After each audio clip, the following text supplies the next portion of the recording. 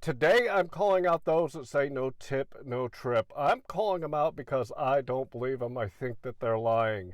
My name is John McFall, and I want to welcome you to the McFallRI channel, where I teach you how to make $25 to $30 an hour doing food delivery.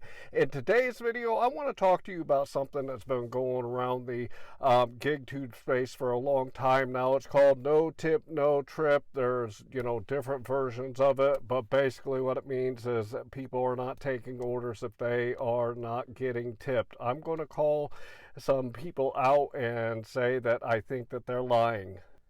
If you find value in this video, please like this video and subscribe to my channel. I understand the concept. It basically means that if they get orders that come to their phone, especially on DoorDash, that they're not going to take orders that are paying very low dollars, like the 225s and the 275s and the 325s. The time is not worth putting into taking those kinds of orders. Those orders obviously have a zero tip on them when you see them, and obviously they're not going to take them. The flip side of this, and my point in the video, is though that if they get an order, let's say Uber Eats sends them an order, and that order is going to pay them $11 for 5 miles to take an order. If you look at that order on Uber Eats or DoorDash on GrubHub, when you see that come across, you know that's a decent paying order, as long as the drop-off location is in a good place that you can get more orders.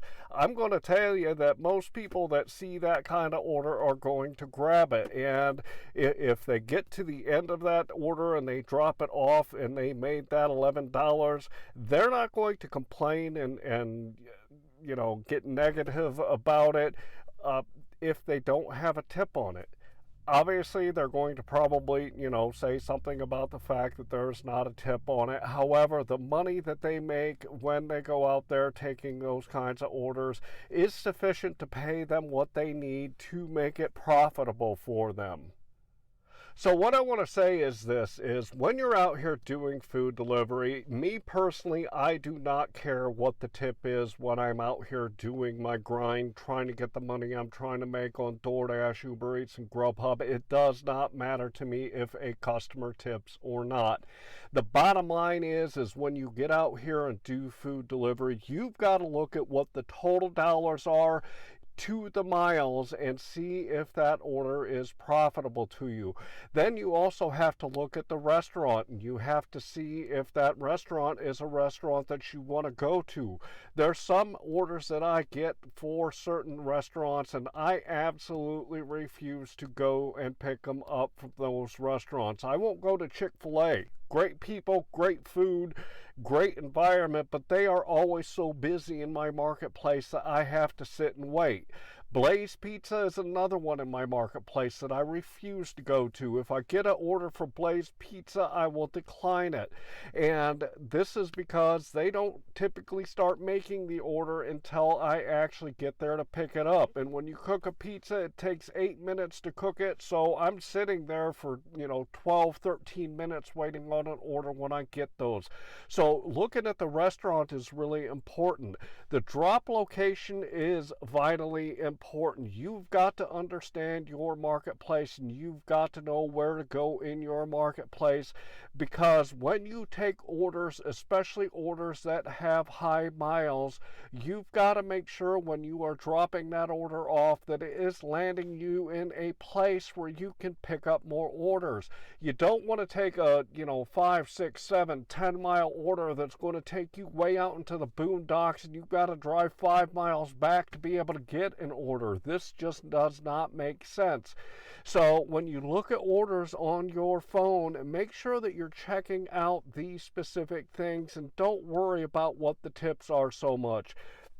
Obviously, if it's a $2 order or a $3 order, it has zero tip, and it's not even worth your time taking it. So, yeah, definitely decline those. But when you get orders that are paying you $6 or $7 or $8 or $10 or $15, I've had orders that I've gotten no tips on, and I've been paid $15 to take that order by the platform.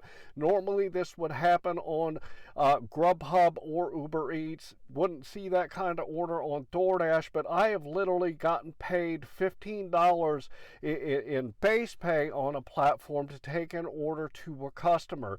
So yeah, no tip, no trip is a thing, and a lot of people talk about it. But when they talk about no tip, no trip, they are really saying, you know, low dollars is not something that they're willing to take. If you get decent dollars to the miles and it has a good, you know, drop-off location, and you're in another spot that you can get more orders, I don't know anyone that would decline an order like that. So always look at the profit amount that you're going to make on an order when you're out here doing food delivery, and don't worry about whether it has a tip on it or not.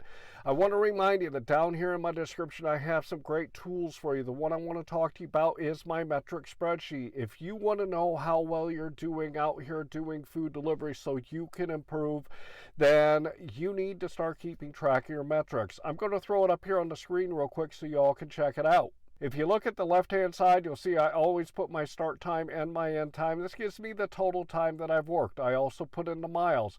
If you head to the right then for each individual app, you'll see that I put in the dollars that I've made, the time I worked, and the number of deliveries. Head to the bottom and you'll see it calculates out what your average dollar per hour, dollar per mile, and your average per order. If you want to see where you need to improve so you can get to that $25 to $30 an hour, go grab this free download for yourself and go check out your numbers and see where you need to improve. Also would like to ask you to like this video and to subscribe to my channel. Finally, I want to say I hope that you are out there getting the money that you and your family deserve. And with that, I want to say thanks.